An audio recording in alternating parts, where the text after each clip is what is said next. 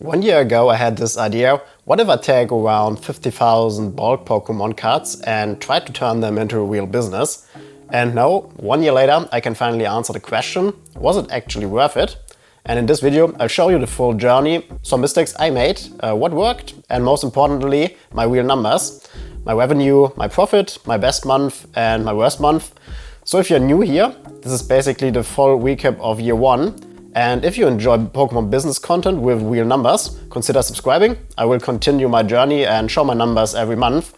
Also, thanks to all of you who supported me until now. And it's crazy that I'm close to 1,000 subscribers. I never thought about this. So yeah, thanks all of you. So last year in June I started my journey and I had a big pile of bulk laying around here in my room.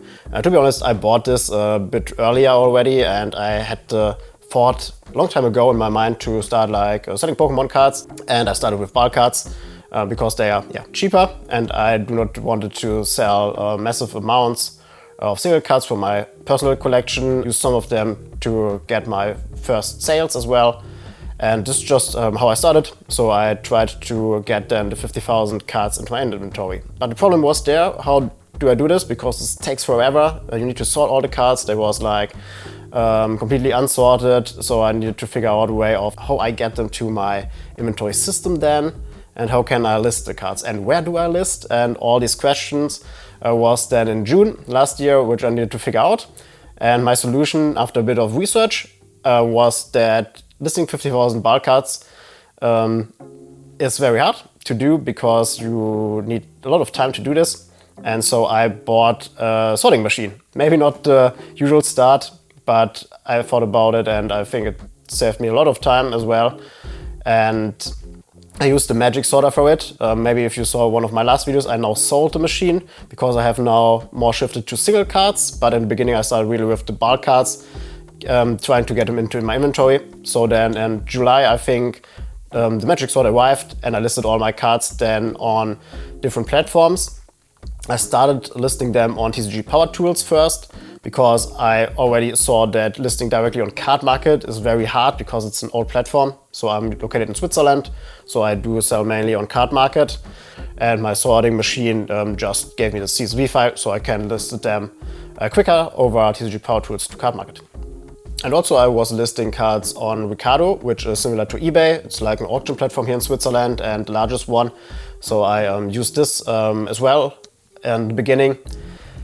And yeah, this was the struggles which I faced in the first 2 months, I think. I show you here in the background my numbers from the first months from the beginning. And I do this for every month then.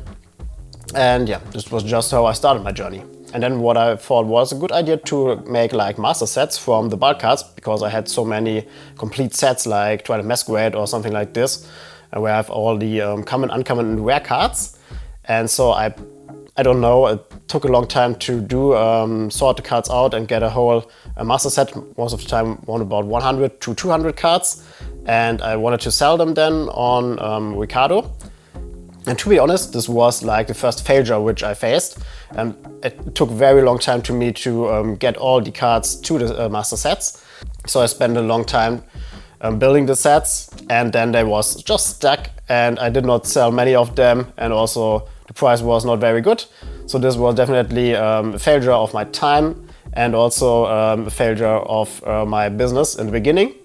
And so I noticed then that I need to maybe shift my focus more to other things and listing also the rest of the bulk cards because I think in the first month I only was able to list a part of it. And so I continued then listing the bulk cards more.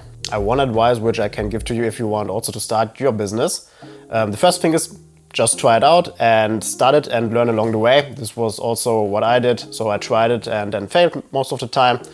And also it will be very slow in the beginning because nobody knows you. You need to build up your accounts, you need to build up trust, you need to get recommendations, you need to get more inventory. I had a very small inventory in the beginning, especially for single cards, and single cards is now my main source of revenue. You will see it later in the video how my numbers look now in the newer months. And so you need to take into account that it will be slow in the beginning and that it will only compound over time. And especially you can see exactly this in my numbers later. Just wanted to say that it is a long way, not like you just list your cards and you sell everything. Okay, if you have a large collection or want to sell from this collection or start with the collection, but I did not do this. I started with very low volume, and even now I do not have like a very high volume. My numbers are more comparable to a small seller.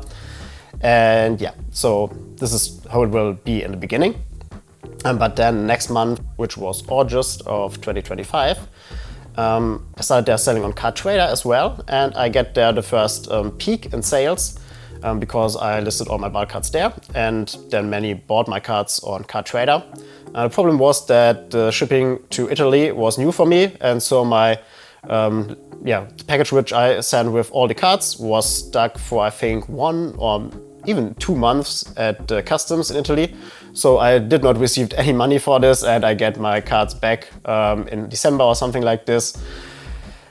So I got the sales there. I think the numbers are included also in this month, but I never received the money. So this was also a learning to take into account that there will be problem with shipping as well.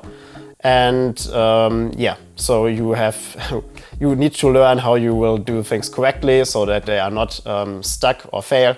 And even though I have sometimes mistakes which I make, and the important thing is that you just learn from it. Also in August I got my largest order until now. This was like over 1,000 bulk cards in one sale. It was a guy who reached out over email to me and was just asking and sent me his list which needed the bulk cards for, because I think he was building multiple master sets, and he was missing a lot of cards, and so I picked the cards for him and sent them over to him. And then my next big step was to list on Shopify, so building up my own online store. I knew it from the beginning that the real power is to build up your own web shop or website, because then you own really the customers and you are not dependent on different platforms. And also you have lower fees, and in the long term this will really pay off. And so I really see this now that it's taking off with my Shopify store as well. And I started this over half a year ago, and this also took a very long time because your site is not listed on Google in the first months, and you do not get any traffic there. You need to build up the trust. You need to build up like search engine optimizations. You need to get your cards some in good quality there so that it's appealing to the customer. Then you need to get customers to your site. It's very hard. So this is also why many do not sell on their own online shop, but just use like eBay and Card Market, who do complete marketing for you.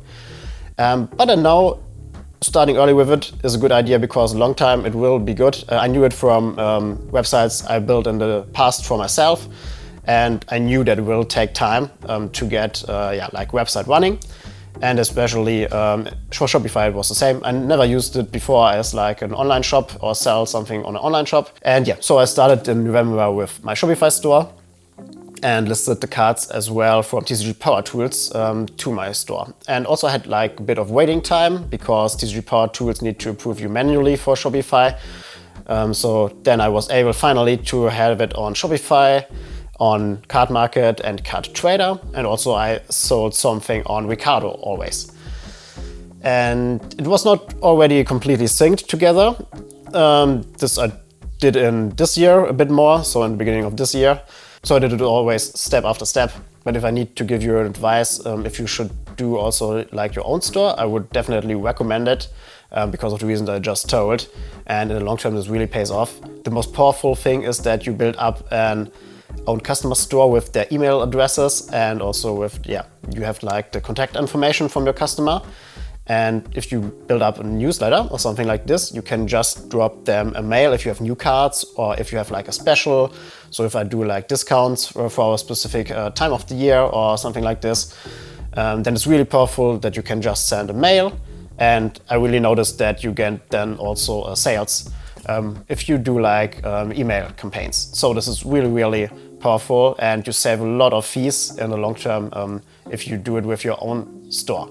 It's still not really large right now, which I think I have like 40 customers in my mailing list, but even with only 40 customers in the mailing list, I get sales from it, definitely, and it's worth doing it, and I will just grow now. I only have this now for half a year, so I think in 1 year, this will even be way better listed on Google. I now see some traffic coming from Google, but this usually takes like 3 to 6 months at least. And to be honest, 1 year is better and will be better also to get your Google rankings up. Maybe I do this in a separate topic. I will not go into detail here in this video on the Shopify part. But yeah, Shopify is a very huge part now of my selling business, and we will see this in the numbers. Then in December, I wasn't able to list many new cards, and I wasn't here, and I could not run the shop the whole time because of Christmas time, and also I was on an event, and so I wasn't really able to list anything or do anything. I have maybe like 1 week only in December, and so I learned no listings equals no sales. Not completely, you will get some sales from your old inventory, but if you are not active every time, so it's best to do something every week. I do not do every week list new cards or get some good collections, but at least 1 or 2 times a month you should definitely list new cards to your inventory. And yeah, this was also a learning which I got then in December, or noticed for the first time. Then in January I tried out to move a bit more to single cards, and also I tried out a new thing which was doing flea markets, but this failed completely. I did this like 2 times only, to be honest, but I noticed I was standing there like 5 hours and I closely got only the fees for the flea market itself in it, so it was definitely not worth doing this. So I would rather spend like getting new collections or listing cards, or improve my listing process, or improve other things. So definitely not worth doing this for me. And yeah, maybe the events which are focused on Pokémon is worth doing it. I didn't try this until now, because in Switzerland there are not so many events, like I think in the US or UK or something like this. And so I only sell online. And yeah, I will keep this as well, because I think it's also hard to, if you have like a physical inventory, you need to have this, if you have this on your website as well, how would you do this? You need to get it off of your websites and all your platforms, then need to get it back in, and if you come back from the on-site events, so that's really hard to integrate, I think. I think you need then a separate inventory only for this part, like PSA cards and more expensive cards meant for the on-site events. And then, that's the stuff you just sell on your website. Maybe this is one idea, but as I told, I do not have like a large inventory. I do not have PSA cards at all right now. They are still stuck in the grading process for 8 months now, I think. And I got this week a notification that they was graded. And so hopefully I can now, nearly 9 or 10 months later, now sell some of my PSA cards. But I definitely want not to continue this, because it's not worth it, because your cards stuck forever on PSA side. And I will definitely not continue grading cards with PSA. And yeah, so this maybe if you do it like more on-site events, you need to have like a different inventory than I have. And this was also like a learning which I had. And what I also did was like a campaign where I sent like Pokemon cards for free to some of my customers, and just to promote a bit more my Shopify store, because they bought in the past for me, and now I had this new Shopify store and wanted to get also to know that I have a store now. And it was not so bad. I get some sales at least. It cost a bit of shipping costs to do the campaign. But in general, I think this was a good idea to do this, and maybe we'll do it in the future as well. But now I do always like a small flyer in every of my letters if I have sales on Card Market or Ricardo, and I see that some of the customers then also buy on my Shopify store later on. So this is also a good idea. If you want to build up your Shopify store more, you can just put in a small flyer in your package. And now coming to a bit more close to this month. So in May, so last month, I processed my last big bulk batch, because then I moved away from selling the bulk cards. I still have them in my inventory, but I will now try to focus only on the single cards, because I now have a bit more single cards as well, and I see that if I buy collections, I quickly sell also the cards, and then can buy another collection and then sell again the cards and do this. So it's better for me. I figured out to start with bulk cards was really worth it, because you have so high margin, you need to pay only a bit on the bulk cards, I think like 2 cents per card. And then you sometimes have really good cards in it, worth like $10 if you're lucky, but also some cards you just sell for $1, and it's very good profit in the beginning and not high risk, and you do not need many capital to do this. So I would recommend to start with bulk cards. So I did this. But then now it's the time for me to move a bit more to single cards. Also, you need to pick the cards, the bulk cards, and this takes a long time. And so I figured out now if I have many, I have now many bulk cards in my inventory. I think like 50 to 60,000 bulk cards. And if I get sales, it takes a long time to collect the cards. So I'm every day like 1 or 2 hours to collect the cards. I have now like 10 to 50 orders a day. And this is also why I do not want to increase this even more, because then I will have to spend more time on collecting all the bulk cards. And I have now a better inventory system. I started also with like an usual set sort system, but I now moved to a chaos sort system, and this is way better because you can list it so much faster and get it to your inventory. And yeah, so the thing is that it will take, even if you have like the chaos sorting system, it takes a long time to pick the cards. And so I moved away, and also I sold now my magic sorter and used the money to buy more collections. And now let's look on my numbers for this month and also for the other months of this year, so that we can see my progress from the last years where you saw the numbers already. So let's get to my view here on my screen. So here are the numbers from the month of May, and maybe we take a look also on the yearly values then later on. But for May, it was the biggest month until now for me. I got $4,300 in revenue for 1 month. And as you can see, Shopify is now a really good contributor for my revenue as well. Ricardo is still the largest one. We have nearly 2,000 cards, $2,000. And yeah, Shopify is then the second largest, even larger as Card Market already. So yeah, I think now Shopify takes off as well a bit. And in total, we was able to reach over $1,000 in profit. It's really crazy if you saw the last year numbers from my beginning, from the first months, and now I was able to make over $4,000 in revenue and $1,300 in profit nearly. So you really see that it's now getting larger, and you can see 218 orders, and you have also these very good days and then some low days, so it's very volatile, but it's normal. And yeah, you can pause the video if you want to have a closer look on my numbers here. And you can see also I sell many bulk cards still, and also make a lot of, this I think is always profit completely, because I only pay like 2 cents per card. So yeah, bulk cards still a good contributor. And as I told, if you start with it, it's a good way to get more money, but it's also important that you have like a large bulk stock, because I get most of my sales because I have a very large inventory. And if you have only a small inventory, it's harder to do this. So you need to figure out a way to get a good amount of bulk cards, in good quality bulk cards, or if you want to list all of them, it's also a good idea, because then you have, people will just buy from you because you have so many cards and they can choose the cards they want. And now I have also increased my active listed value. So this also increased a lot now, especially in the last 2 months. And yeah, so this is looking right now. And now let's see on the yearly progress. You will see also the numbers until the 25th. So nearly all my numbers already from June in it.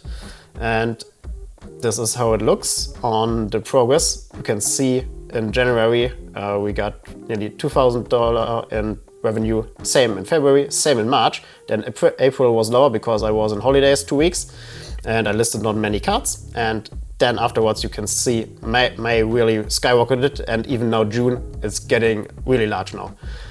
So as you can see, we was flat for a very, very long time, and now only after 1 year or 10 months, it was really going up now. And especially because I shifted more to buy collections and sell them quickly, and then also buy another collections and sell them. And so I was able to move it quicker. And you can see it as well in profit.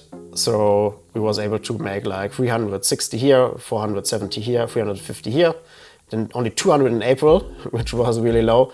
And then now it was 1,300, and now we are already at 1,800. I think this will be the first month where we reach $2,000 revenue in profit and $7,000 in revenue, only with single cards, bulk cards, and English and German single cards. And now I started this week to list also Japanese cards, because I added a feature on my website that I can now also detect Japanese cards. So I have like 500 Japanese cards lying around here, and I listed them all. And I got also already some sales of them. Yeah, so very nice. And yeah, just how it looks now. This year we have a revenue of 18,000 and a profit of $4,500. And yeah, this was my journey so far. And if you're interested in it and want to see how I will progress in the future, then you can just follow me, and then hopefully see you in the next videos.